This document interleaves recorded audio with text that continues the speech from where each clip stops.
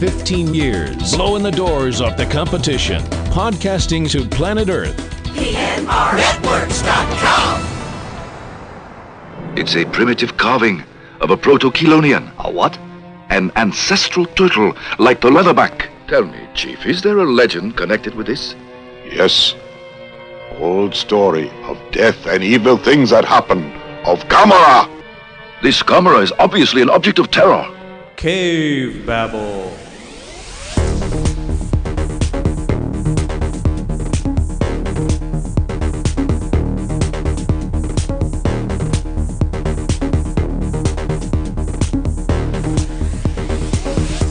Hello and welcome to Cavebabble episode 267. This week's episode, Gammera the Invincible. Actually, that's not how he sounds, is it? Is that what a turtle sounds like? That was a very bad turtle. This episode, I think that's what our turtles sound like when you've caught them hanky-panking out. I have really wanted to record them having sex and get that noise that they make. Yeah. So many others have done it, though. I don't really need to do that. Oh, that's true. You don't need to do it. No, but I want to. Anyway. That has nothing to do with our podcast. That's right. Today. This episode is brought to you by an extra M. Yes, there is an extra M. And this is the one and only movie that has the extra M in it. What the hell, America? What is wrong with us? I know. Take something that someone else did, add an extra M, claim it as yours. Put a bunch of U.S. footage. Okay, we'll get to that. We'll get to that. Hi, everyone. This is Eric. This is Valerie. Welcome to our podcast. It's been a while. We won't talk about it, and we're moving on. There, how was that for clear and concise?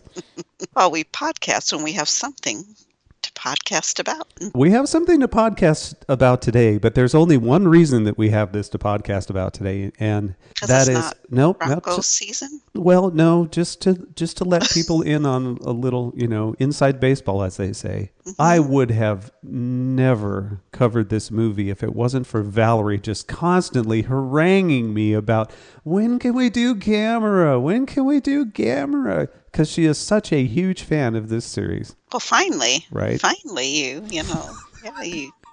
we watched something I wanted to watch. This is pretty much the exact opposite of what happened to everybody. Valerie had no intention of watching this movie until I forced her to do it last night.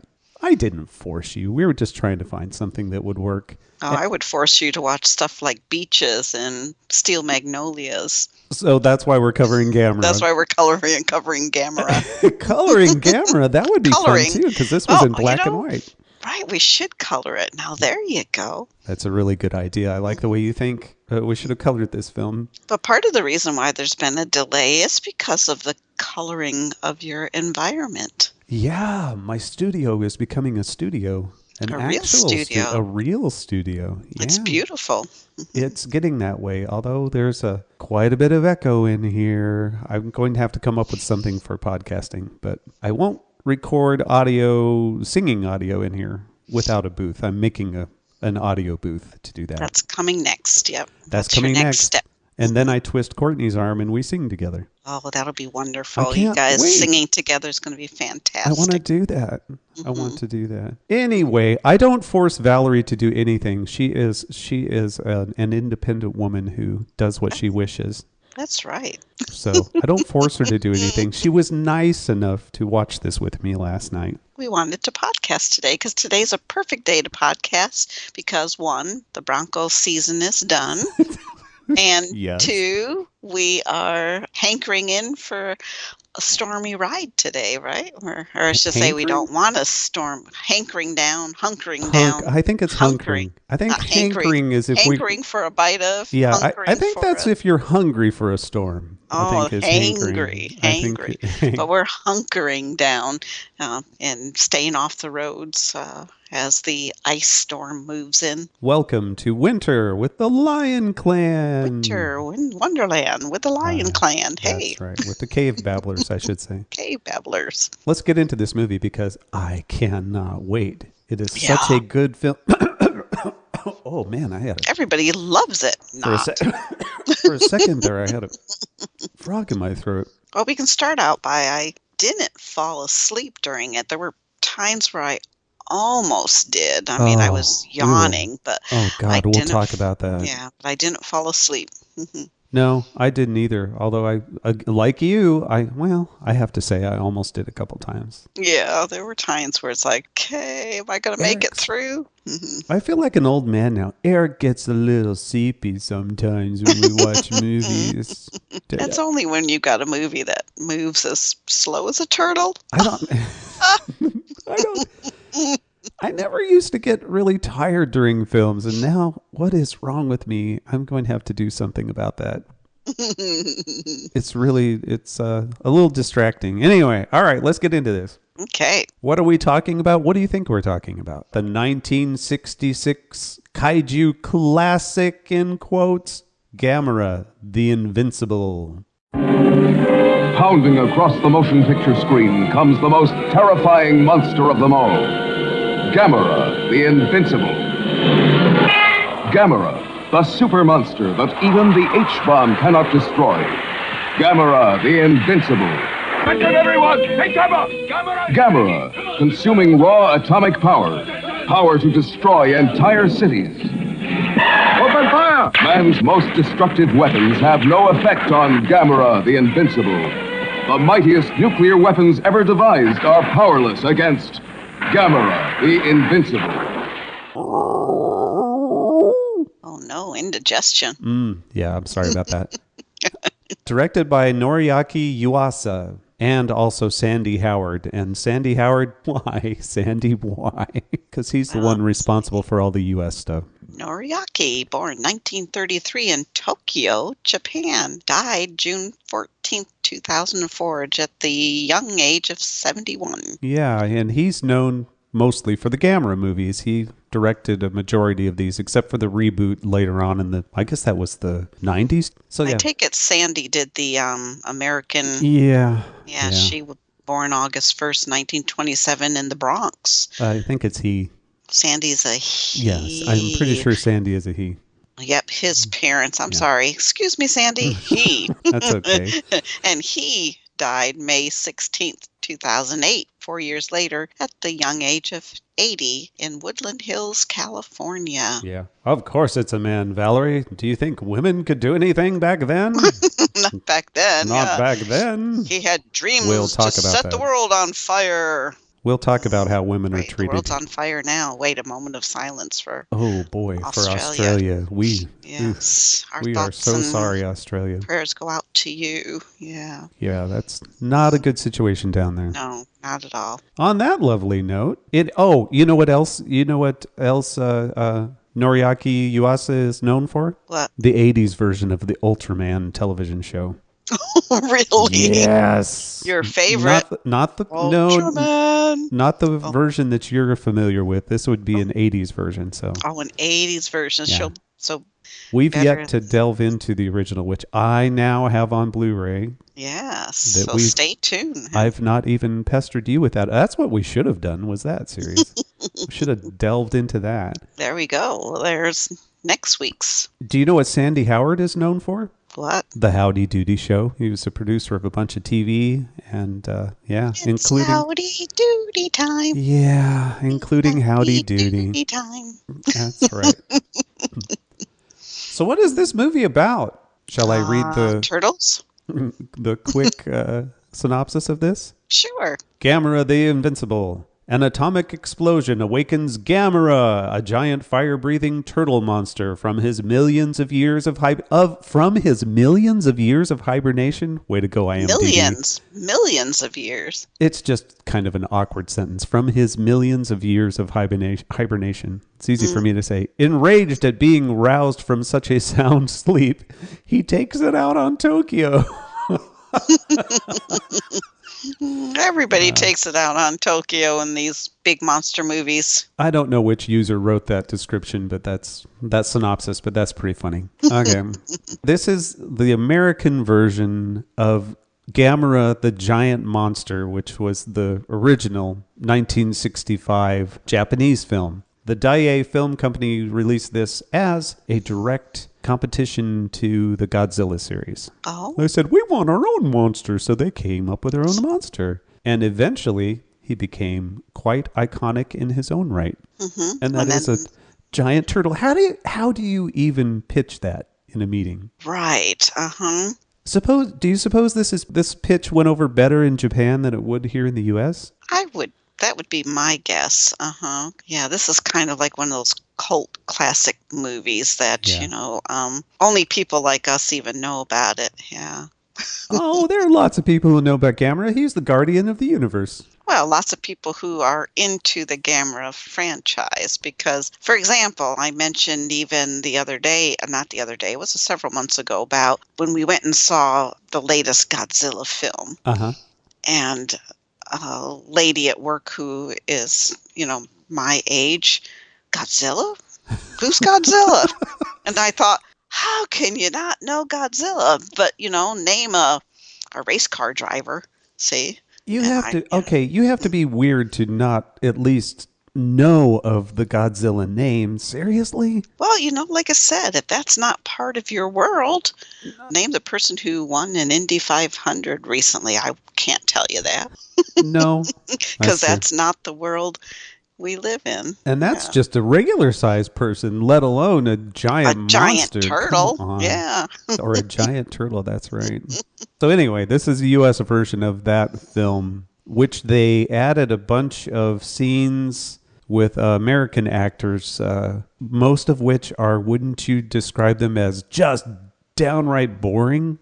Yes. I mean, so that's how you get past the copyright laws? Is that what it is? You can put out a movie and call it your own if you just add a bunch of boring scenes with American actors? Is that what you do? No. They got the rights to take this and edit it and do all that. As a matter of fact, they took scenes and hey, there goes my moon that you had me put on my desk. Oh no, what happened to your moon? Your moon's not rising? My moon fell off of the hand. Oh no! How come your moon fell off the hand? Yeah. What happened? What are you doing down there that your moon fell off your hand? I knocked into it. My left hand has a mind of its own. Now you're going to have to explain to listeners what we're talking about. Oh, it's just a little light. It's one of those LED globe lights, and it looks like a moon, and it sits on a hand that's holding it. Pedestal's the hand. Pedestal is a hand. This is Lights with Eric and Valerie. Well, you had to, enlighten them, our listeners. So we knew when the U.S. filmed segments were, we knew when we were in that part of the movie when they were in a boring meeting, or if military people were yelling at each other, or if everything was in better focus. That was pretty much it. Better focus, less grainy. It was very obvious. Yeah, it was very obvious. There were scenes that were done later and inserted into the original film, or vice versa. Anyways, it was very obvious the two different types of. Of course, filming. when you say later, it's only a year after the original. Yeah, that's true. But different production company, different probably higher quality cameras, quite frankly, over here. They probably had a little more money, which is super sad because by far the worst parts of this movie are all of the U.S. shot stuff. Yeah.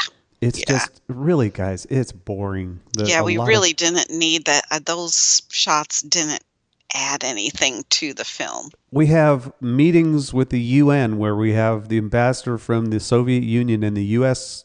guy. They're going back and forth at each other. We have the war room meetings with all of the generals, only 3 of which speak, one of which isn't even a general. What was he? He was a senator. You have the guy running the meeting. You have a U.S. senator, and then you have the U.S. general.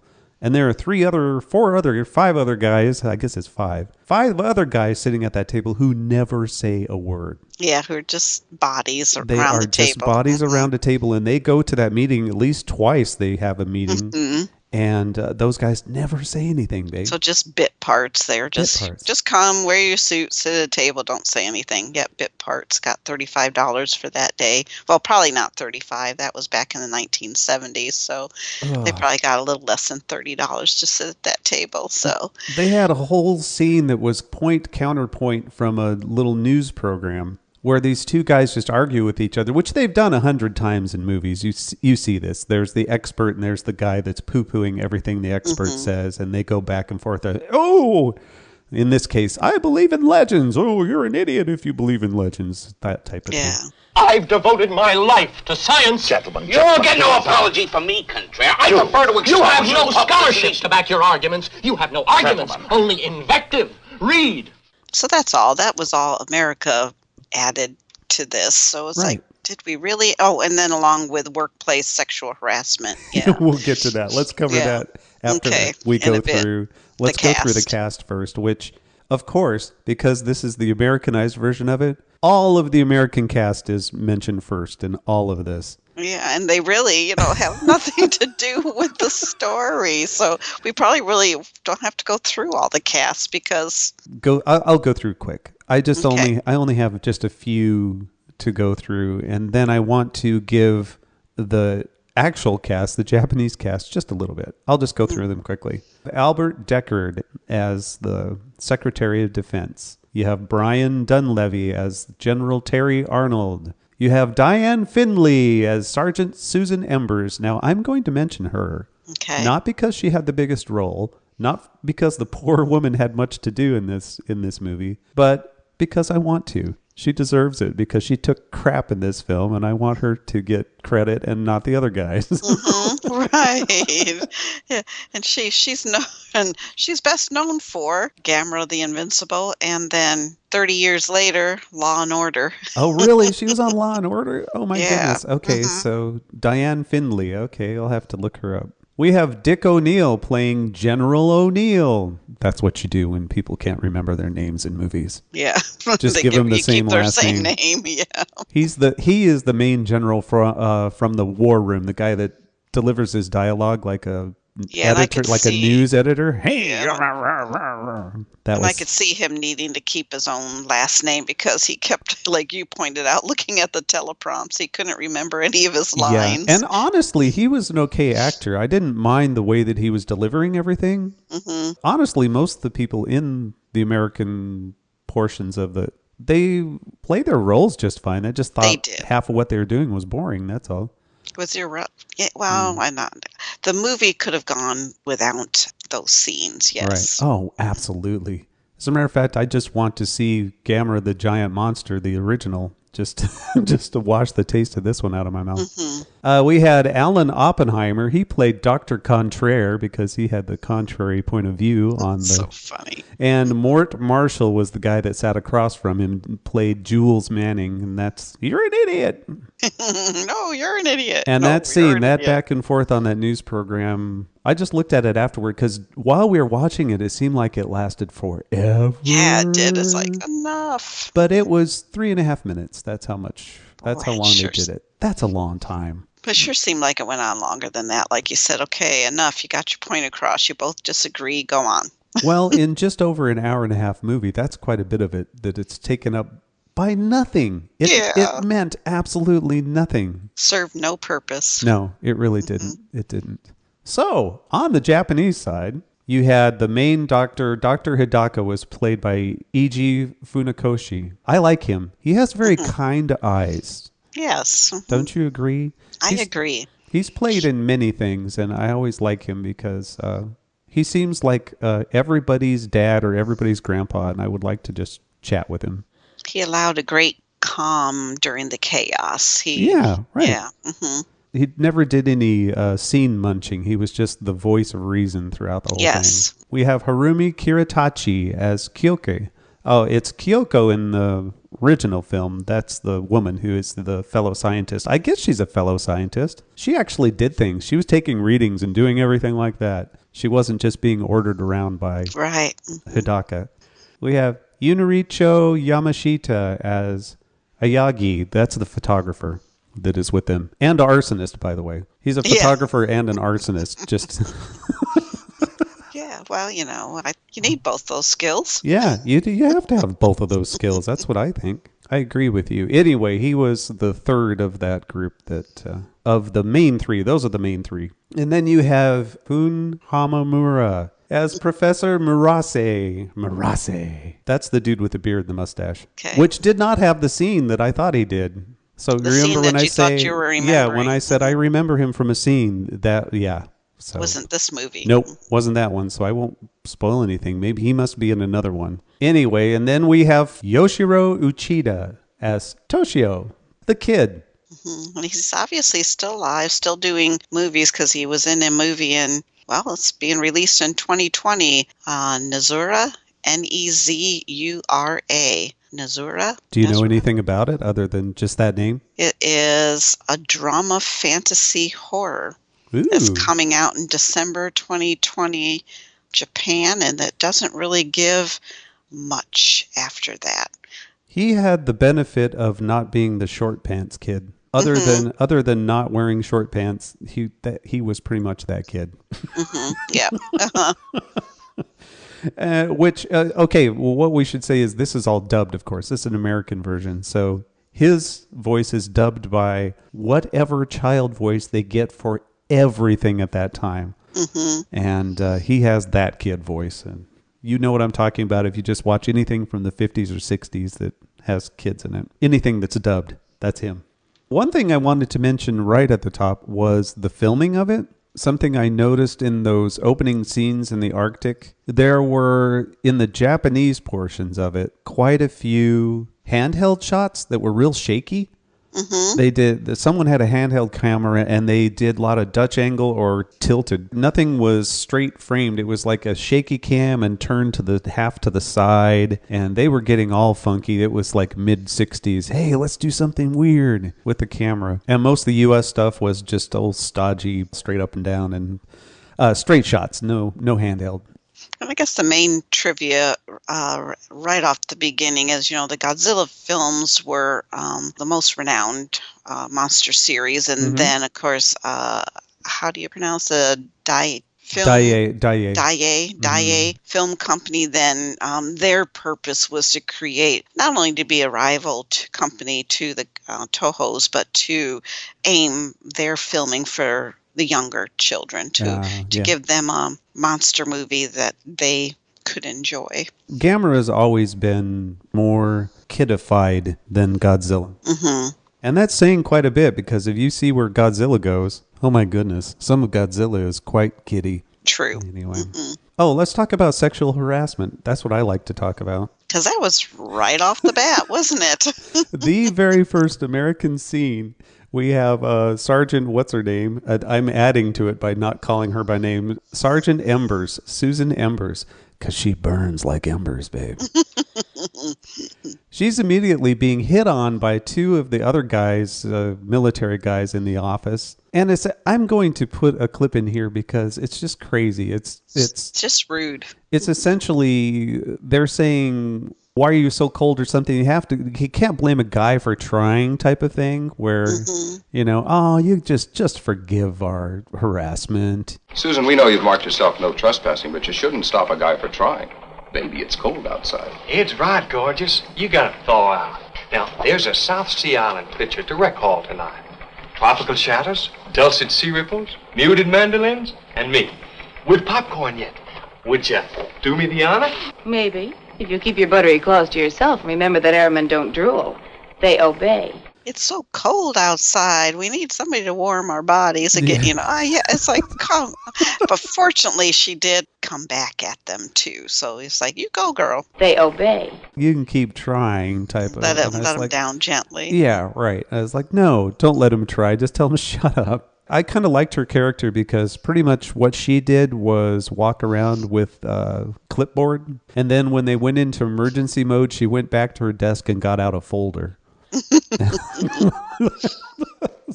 get the secret codes to the nuclear arms. No.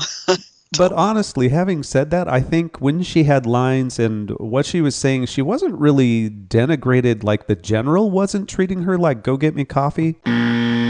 Sergeant Embers. Yes, General? Would you give me a cup of coffee, please? Black, no sugar. And you better make another pot. It looks like a long day. Were you paying attention to this movie, Eric? Correct. She was just asking him questions just like all the rest of them were. So in that regard, it was fine. It was just that one exchange that was bad. Other than that, we probably wouldn't have noticed anything, but that one was pretty darn bad. Okay, there was her, but there was also the token black guy, the other sergeant, who took the report off the teletype, handed it to another guy, who then presented it to the general as if he had just found that information. Excuse me, Captain. Yes, the General. Yes. Make it fast, Hopkins. This just came in. Thank you. What is it, Captain? General, I thought you better see these reports. They just came in, sir. Yeah, they wouldn't get away with probably that. Well, I don't know, because later on he was part of the conversations as well. That is true. They weren't. His word was taken. Mm-hmm. He's sergeant, just like the woman who's a sergeant, and Well, this movie is listed as one of the 150 movies you should see before you die.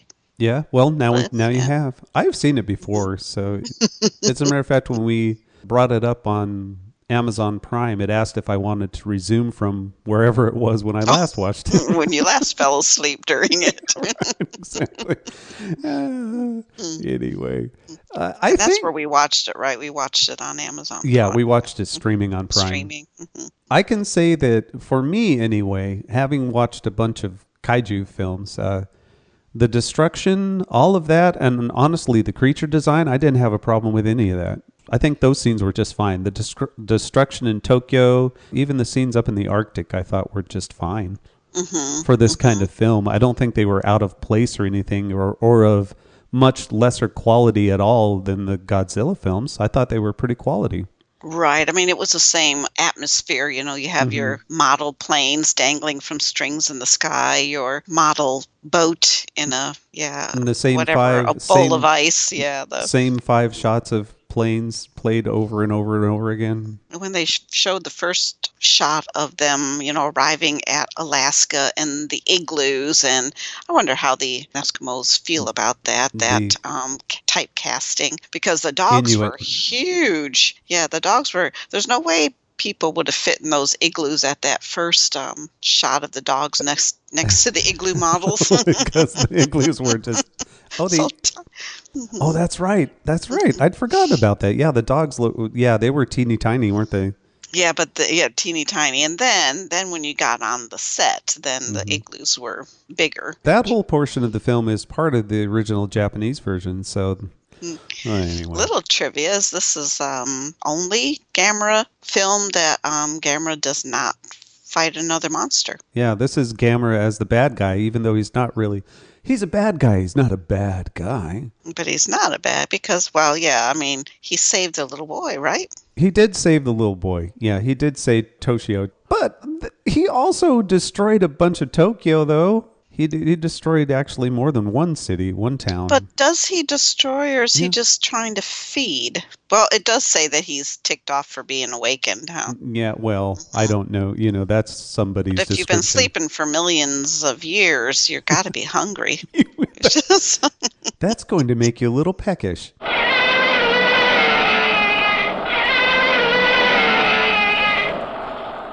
Yeah. No, I agree. Yeah, he's going to be hungry, and he eats energy. That's the thing, is he's munching up all of the oil fires and all of that. Do you mean it literally eats fire? Yes. The beast actually eats fire. That's incredible. And even nukes. They didn't want to nuke him because the scientist, Dr. Hidaka, said, no, he'll probably just munch that up. The Americans are going to attack Gammera with nuclear missiles. The missiles won't do any good. It's more likely they'll serve as a source of energy. All right, if you say so. So don't do that. I guess what throws me off is, okay, so you go, you create a giant turtle monster, and our first look of his full glory is he's walking on 2 feet. Yeah. All of a sudden we're mutant ninja turtles walking around on 2 feet. Yeah, and when he was climbing up the little mountainside, that's when he was munching on what looked like a nuclear plant, but it wasn't nukes. It was a like a geothermal plant. When he was climbing up the mountain, you said, "Oh yeah, there." Now he's walking like a turtle. Right now he's walking because he was climbing up the mountain on his forelegs like most turtles usually do. Yeah. I get a kick out of that costume in that, like you say, when he's standing upright, the head is sticking almost straight, like it's looking straight up in the air, because the guy in the suit is looking through the neck somewhere. You can see holes in it or something in the neck. So in order to make the turtle make him look like he's looking straight ahead as he's walking around, he has to bend his head really forward so that it looks like the eyes are looking forward. And it's pretty obvious when he's walking around that way that it's like, okay, just point me in the right direction. Otherwise, I'm just going to turn from side to side and wave my arms around. Yeah, because he in that spot, I mean, they spent, again, an awful long time with him at that geothermal power plant site. It's like, okay, come on, we can move on from here. You know, he just kept standing. I just liked he just stood there in the ruins of it forever. Eating fire. We got the point that he was feeding, that he was eating the fire. Right. They reversed the flamethrower footage from his mouth. So it's like, so we could move on now. Yeah, that was pretty funny. But I guess they couldn't move it on very quickly because obviously the story all in all was pretty short. Yeah, it really was. As a matter of fact, if it weren't for all of the meetings, it would have been a super short. Yeah, probably would just been an hour long at the most, huh? It'd be interesting to see the original because in this U.S. version, they took that footage and they even mixed it around when things happened. They changed the order of some of it. And so, yeah, it would be interesting to see the original because from what it sounds like to me in the original movie, he comes from the Arctic, he goes to Tokyo, then he goes back up to the Arctic and then back down again. And that sounds weird anyway. So I guess in that regard, it makes more sense the way they have it in the U.S. version. I'd have to see it and see what it's like. Oh, man, that opening dogfight when you have all those planes up there and they are dogfighting. I mentioned it as we were watching it. The voices of the people in the cockpits are all clipped. Yeah. It's like they start to say something and then the audio just stops and then it's just all sound effects and partial things said in the cockpit, and it's not the Amazon streaming. That's just the way that they edited it. And it sounded something like this.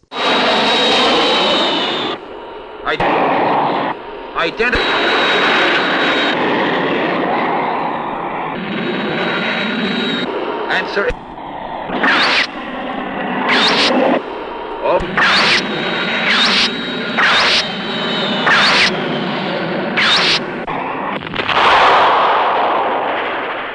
See, that makes no sense at all.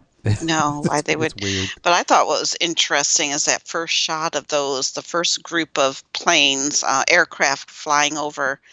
Those were supposed to be Russian planes. Yeah, it was. They sure looked like the drones of today. Yeah, that was weird. And the U.S. plane, the fighter plane, had a really funky look. Like the whole back end of it didn't have like a jet out the back. It just had this huge hole.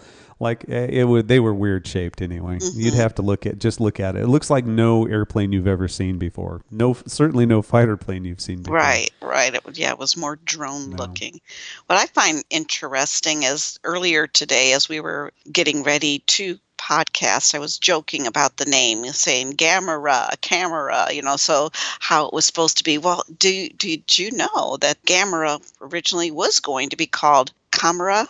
Oh, really? The Japanese word for turtle. Oh, but because the name was judged to be too similar to camera, they went and changed it to Gamera. Well, if you listen to the theme song, it only has 2 syllables to it. Gamera! They don't say Gamera, they say Gamera. Gamera. Gamera. Gamera. Gamera. Yeah, Gamera. Right. So, not Gamera. Sounds like this. Gamera!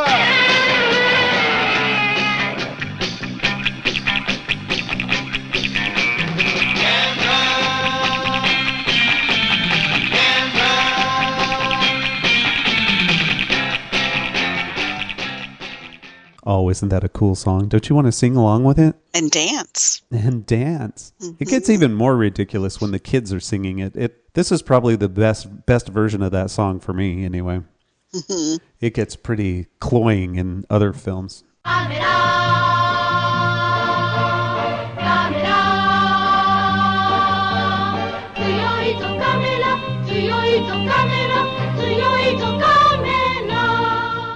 I guess the president of this film company came up for the idea with of Gamera when he was flying. He was looking out the window of a plane and saw a cloud that looked like a turtle. And then dun dun dun. There you go. Mm-hmm. And Gamera flies. Oh no, spoiler alert. Yeah. He flies. It's something that they try to hide from the scientists. We all know that he flies because there are these animated sequences where they draw him in the sky. It's one of the reveals, which is a hilarious part of the movie, actually. It is. It just cracks me up because they use this freezing stuff on him. Freezes him up. And then they shoot something at him and it explodes and he falls off the mountain and he rolls down to the bottom and he lands on his back. And they immediately start to celebrate and say, yay, we all know turtles can't get off of their backs. See, right. So all we have to do is wait for him to starve. Look, he's down and he's on his back. Luckily. We've got him now, huh? Yes, because with Gamera, as with any other turtle, once he's on his back, he can't get up again. Doc, I think we've done it.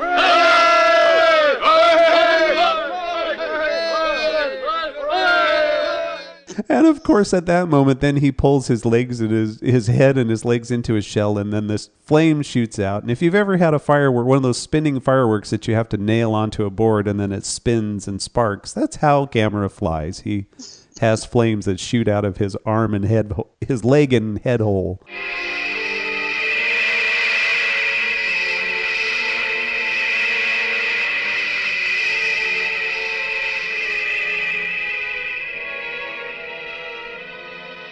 Gets him spinning just like a firework until, bam, he shoots up into the sky. Yeah. They're little...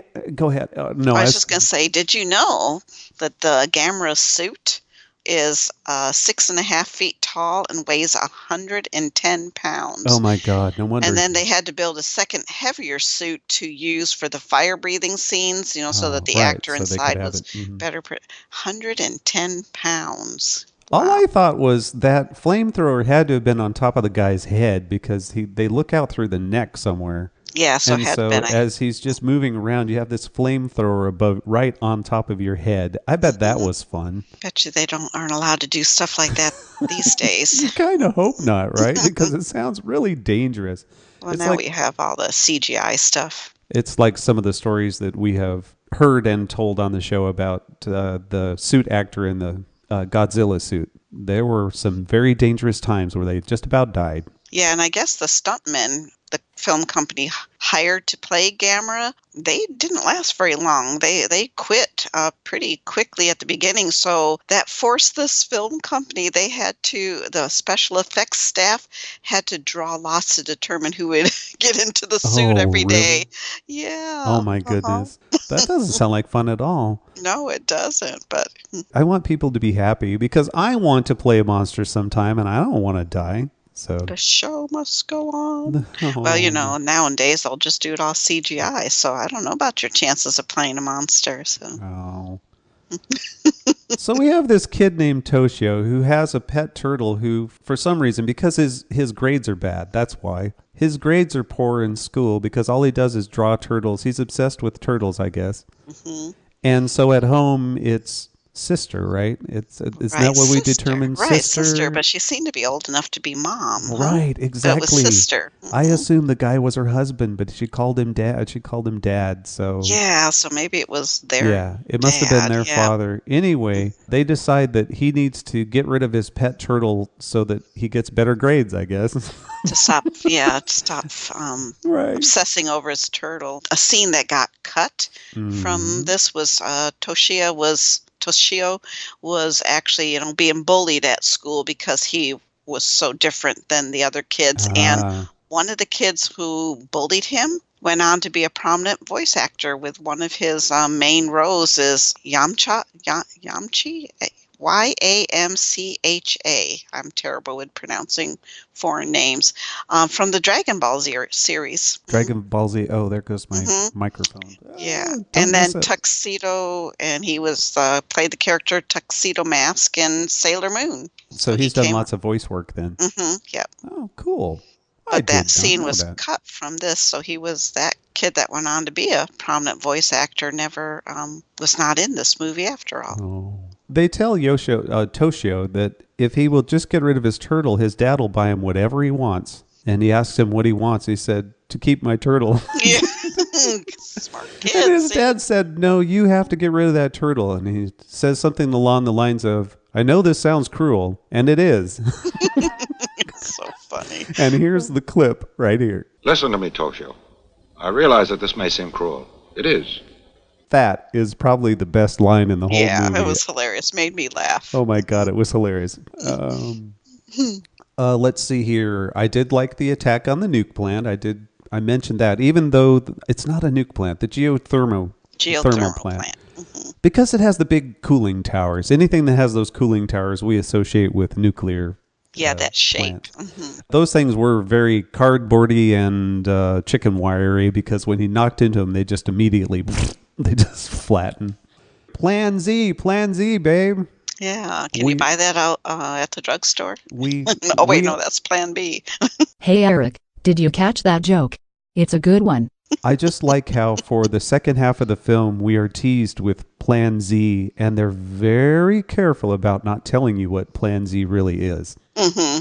They talk about it a lot, and they're preparing for it a lot, but they never quite tell you what it is because they can't wait for that big reveal. We will get to it in just a little bit. Bet you can't wait. Tokyo Tower gets smashed more than any other building in Tokyo. Or in Japan, probably. I've seen it destroyed by more kaiju than anything else. Yeah. Yep. Just because it's such an iconic landmark, right? Yeah, very iconic. Yeah, and the other one would be the Diet building is what I'd call it, their government complex. That's the other one that always gets destroyed. I had a question about Toshio and his motivations. First of all, that kid gets into everything, and he ought to just be sent home. He wants nothing more than to hang out with Gammera, right? Right. And so he and Gammera are best buddies. Right. But there's that scene where you have the train yard and all of the tanker train cars are being pulled. Gammera's actually pulling them toward him. Nom, nom, nom, nom. Yeah, food. Munching on these things. That stupid kid jumps onto that train that Gammera's starting to eat. And the other guy grabs him, and it explodes, and somehow they aren't hurt. I don't know how that happened. Mm-hmm. But what was the kid thinking he was going to do? I don't understand what he thought he was going to do. That Gammera would see him and say, "Oh, it's my best buddy. Let's go play." Yeah. And then he stows away in a crate that's being loaded on the ship to go to that island. They're trying to lure Gammera to an island so that they can implement Plan Z, which is on that island, I guess, and trying to get him out there. And he finds a way to get out there too. I think what makes it so unbelievable is the child actor for this movie appears to be an older. I mean, he's not a young, naive. He appears to be an older child that would know better. Yeah, than to act this way. Yeah, I agree. They're trying so hard to make that Gammera is the protector of children, or to kidify it is really what they're doing. They're trying to put a character in there that, hey, the young children in Japan will associate with this child. Right, exactly. That's really the only reason he's there. Do you think from this movie that pet turtles became more popular? Oh my God, they did. They did. They had to have. Then following that, I wonder if they had a salmonella outbreak. I have no idea. Betcha so. I wonder how many were turned into soup. Later on. Well, but they're little. Those pet turtles are awful tiny.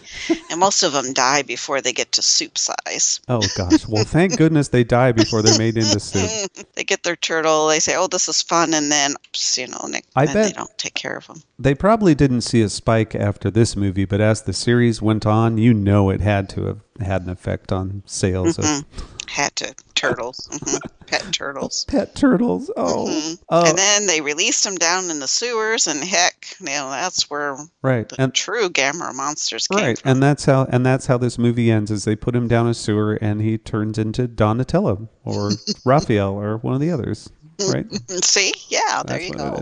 No! They go to an island which has an obviously smoking volcano in the middle of it, which maybe they might have looked up there before they set up shop on there, because that was Plan Z. Well, Plan Z wasn't the volcano, though. Oh. It just happened to be there. This is Oshima Island in Tokyo Bay, a dormant volcano used at present for a space installation and weather observatory. It is here that Plan Z will be carried out as soon as arrangements are completed. I did like how the guy says, "Not even a live volcano could keep me away today." Because, I mean, that is a day. Seriously, you have big things going on if a live volcano won't even scare you off, babe. Very true. You have to have important things to do if that's going to work. First of all, they're trying to lure Gamera onto the island, and so they're lighting up all this fuel out there in the water, and he's sucking it up, all the flames.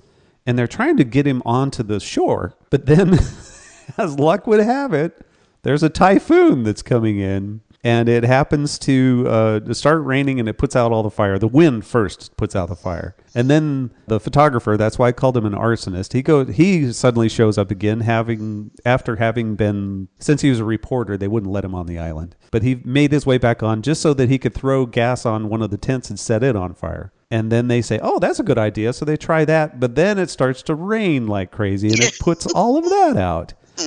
But as luck would have it, the volcano erupts. And then Gamera is saying, oh, there's a bunch of energy over there. I'll go over there. He's drawn onto land.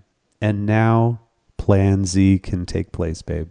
Mm-hmm. Yep. Plan Z involves flames, a few flames put around a giant round platform that Gamera just wanders right onto. He just comes over, he sees the flames, and he goes and he stands right in the middle of those flames with them all around him. And of course, then you have the big reveal that it's actually the nose cone of a rocket, and these two halves come up around him, blunk, and locks him inside, and then this rocket comes out of the ground and it takes off, and it is off to Mars? Mars, uh-huh. Is where it's going. And yep, they're sending him to Mars. He'll be the first Martian colonist. Right, exactly. The first and as we know, there are aliens on Mars, so they're going to get him. Go terrorize them. Yeah. Mm-hmm. And little Toshio, who has been trying to get to Gamera this whole time and trying to keep people away from Gamera this whole time, is suddenly just fine with it. Mm-hmm. And he says, sayonara to Gamera. Yeah. Not a big deal because... When I grow up, I'm going to be a scientist like you. And then I'll go to Mars in a rocket. I see. And I'm going to go to Mars, and I'm going to talk to Gamera on Mars. Mm-hmm. And hence, makes it the kid film that it is to inspire kids to grow up to be scientists. See? Why wasn't he pissed off that they blasted Gamera into space? Well, I guess because they didn't kill him. Oh, that's true. Or, they weren't killing him. Or, he thinks that they didn't kill him, But not knowing what's on Mars. But they could have fed half of Tokyo soup with him if they wanted to. Yeah, see, Soup right. kitchens would have died for that sort of thing. Of course, if he's a radioactive turtle, was he really edible? No, probably not. You know what? You know who's not going to ever have turtle soup? You're talking to him. I have no urge to have turtle soup. I don't know. Maybe you've had turtle soup before and you just don't know it. I love turtles. I don't want to eat a turtle. I don't want to do that. I've had no desire to eat turtle soup. Has anyone? No. Have any of our listeners had turtle soup? What's it taste like? Everything always tastes like chicken, right? I'm not trying to imply that the animals I do eat were treated any better or that it's any less cruel that they die. I just don't want to eat a turtle. Yeah. That's all. So anyway, choose not to. So I'm so glad you made me watch this movie, babe, because I enjoyed it, and I know that you love it and will watch it over and over again, even if I'm not around. Not. What? What are you talking about? I think it appropriately, IMDb has it rated as 5.2, and I think stars, and I think that's even being pretty generous. Yeah, and I would think the Japanese version, the original version, would be probably another point higher than this.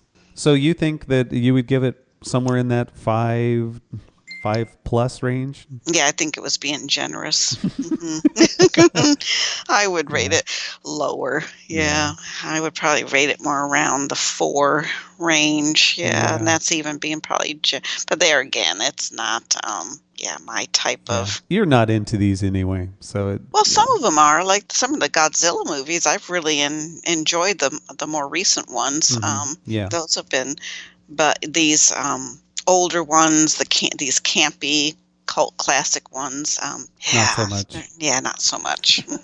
I like this movie as an introduction to a classic monster, and I would, without even having seen it, I guess, I don't think I've seen the original Japanese version, so I need to watch that. I can bet if you're going to watch one, I think that's probably the one to watch, and I would like to see it. I'm interested, not right away because I know the story. I would like to see it though. So you would say if people don't know what to watch, just try this one. But it's not anything I would go out actively seek. There's no doubt that I will watch Giant Monster movie any day of the week and talk about it any day of the week. So there you go. You don't have to convince me very much to do that. So if you would like to share your thoughts on Gamera or any other flying things, speaking of which, what flying creature would you like to have in a movie? If you had a monster movie to make, what would you do? I would have a monster movie to make. Well, I mean, there's plenty of humans that are monsters. Okay, specifically a giant creature. A giant creature. Yeah. What creature would be large and terrifying? Well, snakes are large and terrifying. Rats, of course, are large and terrifying. Yeah. I'm thinking more hero. Like Gammera turns into a hero. So something that might turn nice later. Yeah. What do you think? A cat. Oh, a cat. Okay, you want a cat. A cat. A giant cat. That would be terrifying. Cats can be evil, but then they can also be really nice if they like you. I think that would be terrifying, actually, because, giant cat. Imagine how agile and quick. I think a giant cat would be a good giant monster. Except all you'd have to do is make a giant laser and just... have it chase the giant laser right into a volcano, and that's the end. Well, there you go. There's your film. Kitty cat. You're wanting to be a giant monster. There you go. There's your film idea. I've just given your film idea to everybody. I say capybara and platypus for everything, so I guess a giant platypus that flies. Terrifying. Having met a capybara and actually petting Penny, there's no way Penny would be a monster. Penny's a sweet. She's a sweetie. No, but platypus, they're bastards. You know they are.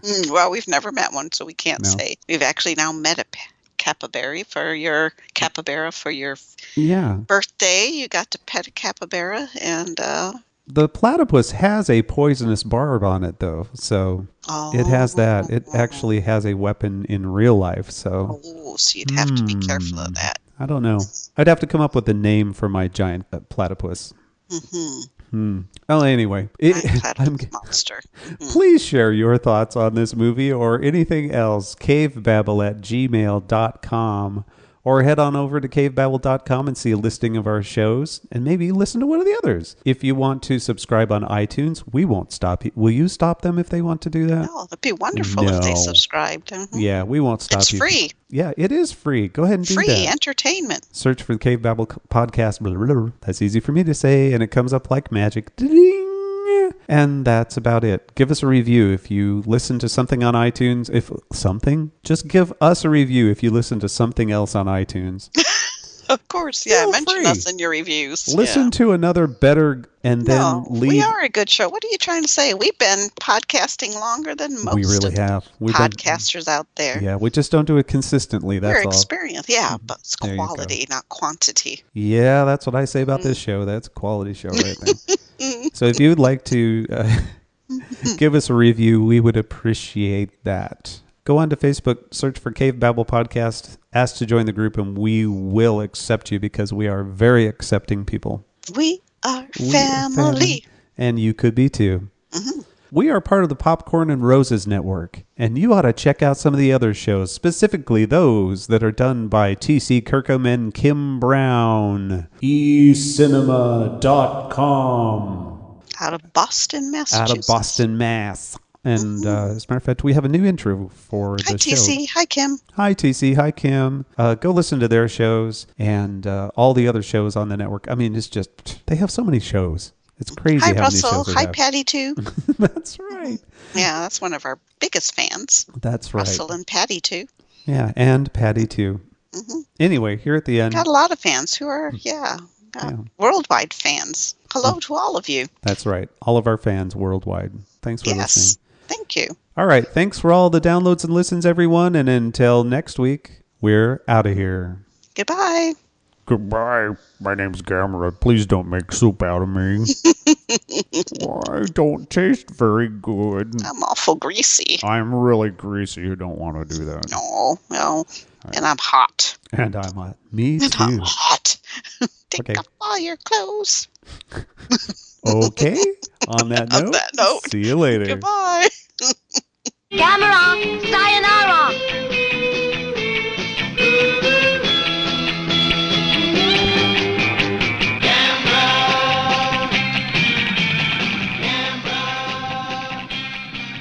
Cavebabble.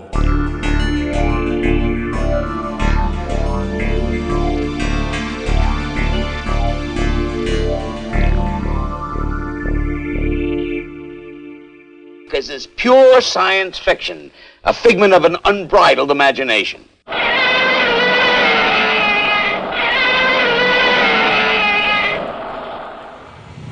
15 years, blowing the doors off the competition, podcasting to planet Earth. PNRnetworks.com